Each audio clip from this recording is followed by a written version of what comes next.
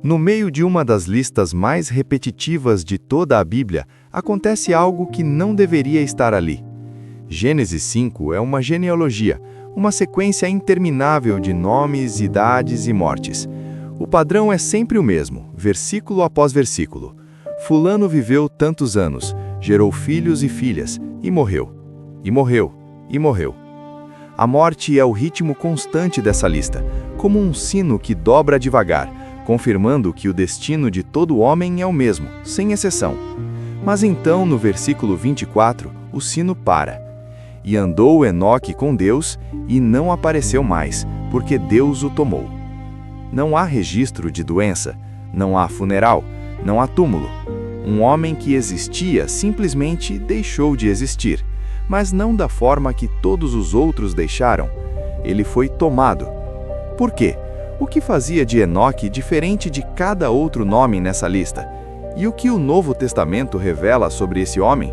Uma revelação que tem tudo a ver com sua fé hoje? É isso que vamos investigar. Enoque pertencia à linhagem de Sete, o filho de Adão que nasceu depois que Caim matou Abel, a linhagem pela qual a promessa de Deus continuaria. Ele era a sétima geração a partir de Adão. O número 7, na estrutura literária hebraica, não é detalhe decorativo, é sinal de completude, de algo diferente dentro de uma sequência. E Enoque é exatamente isso dentro da lista de Gênesis 5, o diferente. Mas antes de falar da trasladação, precisamos entender o mundo em que ele viveu.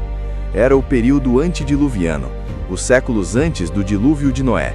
O próprio Gênesis descreve esse tempo como uma era de corrupção crescente, de violência que se multiplicava, de uma humanidade que havia escolhido um caminho progressivamente afastado de Deus. Não era um mundo simples para viver com integridade. E é nesse contexto que Gênesis 5.22 diz uma coisa que deveria parar o leitor imediatamente. E andou Enoque com Deus depois que gerou a Metusalém, 300 anos. 300 anos. Não uma experiência espiritual intensa de juventude. Não um período de devoção entre crises. 300 anos de caminhada consistente com Deus, enquanto o mundo ao seu redor caminhava na direção oposta. Em hebraico, a expressão andar com Deus, hitalek et hailoin, carrega uma ideia muito específica. Não é a linguagem de quem segue regras religiosas à distância. É a linguagem de intimidade em movimento, de quem está com alguém enquanto os dois vão juntos na mesma direção. Enoque não era religioso no sentido formal. Era um homem que havia feito de Deus a direção de sua vida, não em um momento, por 300 anos. Em um mundo que estava desmoronando ao seu redor. Qualquer um pode ter fé quando o mundo facilita. Enoque teve fé quando o mundo desmoronava. Gênesis 5, 24. 18 palavras em português que revolucionaram a teologia. E andou Enoque com Deus, e não apareceu mais, porque Deus o tomou. O verbo hebraico usado para tomou é laká, levar consigo, tomar para si. É a mesma palavra usada quando alguém pega algo que pertence a si. É linguagem de apropriação. Deus tomou Enoque como quem recolhe o que é seu. O texto não explica o mecanismo. Não descreve o que Enoque sentiu. Não há cerimônia, não há elaboração. O narrador registra o fato e segue em frente, como se fosse a coisa mais natural do mundo para quem vinha andando com Deus há 300 anos. Mas o Novo Testamento não deixa o assunto de lado. Hebreus 11, o grande capítulo da fé, onde o escritor desfila os gigantes da história bíblica, para diante de Enoque e diz algo preciso demais para passar despercebido. Pela fé, Enoque foi trasladado para não ver a morte, e não foi achado, porque Deus o trasladou, pois antes da sua trasladação, teve testemunho de que agradava a Deus. Hebreus 11, 5. Hebreus desvela o que Gênesis apenas anuncia. 3 revelações em uma frase. A primeira, Enoque foi trasladado pela fé, não por acúmulo de mérito, não por uma vida sem falhas, pela fé. A mesma moeda que justifica Abraão, que move Noé a construir a arca, que leva Moisés a abandonar a realeza do Egito. A segunda, ele não viu a morte. Isso não é metáfora, é declaração literal. A morte, que era o destino certo de cada nome naquela genealogia, sem exceção, simplesmente não chegou a Enoque. A terceira, e essa é a mais pesada, ele tinha testemunho de que agradava a Deus. Não testemunho de que era perfeito, não testemunho de que nunca errou, testemunho de que agradava, que a direção da sua vida apontava para Deus, de uma forma que o próprio Deus reconhecia e chamava de agradável. E Hebreus 11:6 imediatamente conecta isso a você e a mim. Sem fé é impossível agradar a Deus, porque é necessário que aquele que se aproxima de Deus creia que Ele existe e que é galardoador dos que o buscam. O segredo de Enoque não era um método, era uma direção. Ele se aproximava de Deus consistentemente por 300 anos, em um mundo que se afastava. Se esse tipo de estudo está te alimentando de uma forma que a maioria dos conteúdos cristãos não alimenta, se inscreve no canal Verdade da Verdade agora e ativa o sino. Toda semana tem uma investigação como essa, mergulhando fundo nos personagens e nos mistérios da Bíblia que a maioria nunca para examinar de verdade. O que vem a seguir é a parte que menos gente conhece sobre Enoque. Aqui é onde a história de Enoque vira algo que a maioria das pessoas nunca viu. Porque Enoque não foi apenas um homem que andou com Deus e foi levado. Ele foi profeta, e não qualquer profeta. O primeiro profeta registrado na história bíblica.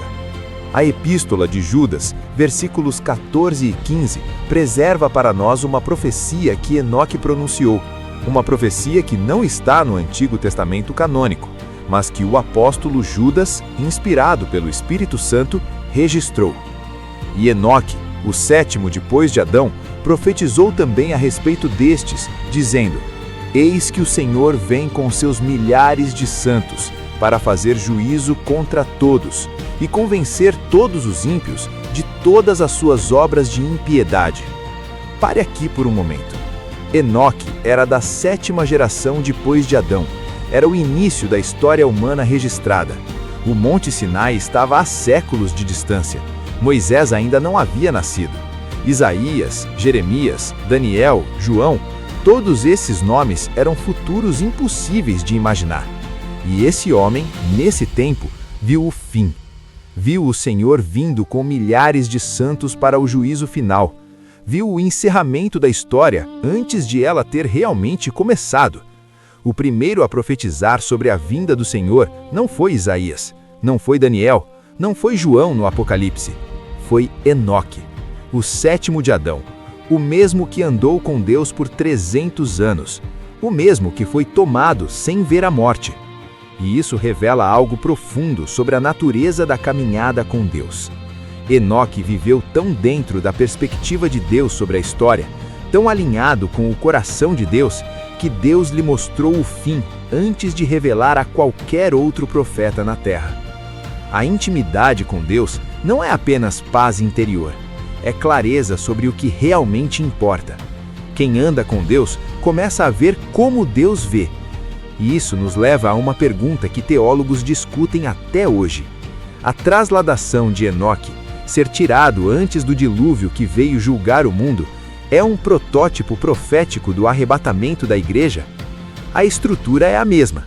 Um povo que agrada a Deus, que anda com Ele em meio a um mundo em corrupção crescente, que não verá a morte da forma comum, mas será tomado. A linguagem de Hebreus, ao descrever a trasladação de Enoque, ecoa na linguagem de Paulo em 1 Tessalonicenses 4,17, onde os que estiverem vivos serão arrebatados para encontrar o Senhor. Não estou afirmando isso como doutrina fechada. Estou dizendo que o padrão existe e que Deus não coloca padrões nas Escrituras por acidente. Quero que você carregue um detalhe de Gênesis 5 daqui para fora. A lista dos patriarcas antediluvianos registra as idades de cada um. Elas são impressionantes. Adão viveu 930 anos. Noé viveu 950. E Metusalém, filho de Enoque, é o homem mais velho da Bíblia, 969 anos. Enoque viveu 365 anos, o mais jovem da lista inteira, e o único que não morreu. A Bíblia está dizendo algo com isso. A medida de uma vida não é sua duração, é sua direção. Enoque viveu menos do que todos, e foi o único que Deus tomou para si.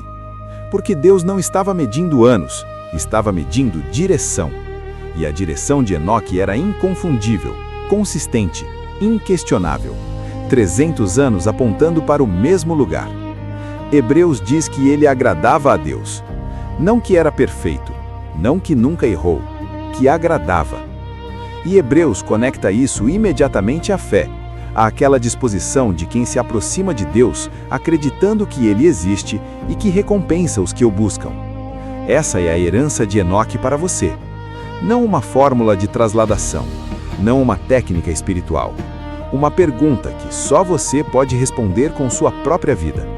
A direção da sua vida, o vetor que define onde você está indo, com quem você está caminhando, no que você está investindo seus anos. Essa direção aponta para Deus? Em um mundo que caminha na direção oposta, como Enoque caminhava. Enoque andou com Deus por 300 anos, e quando chegou o momento, Deus simplesmente continuou caminhando com ele, para além do que qualquer olho humano podia ver. Esse é o mistério de Enoque. E, ao mesmo tempo, não é mistério nenhum. É a lógica mais simples da fé.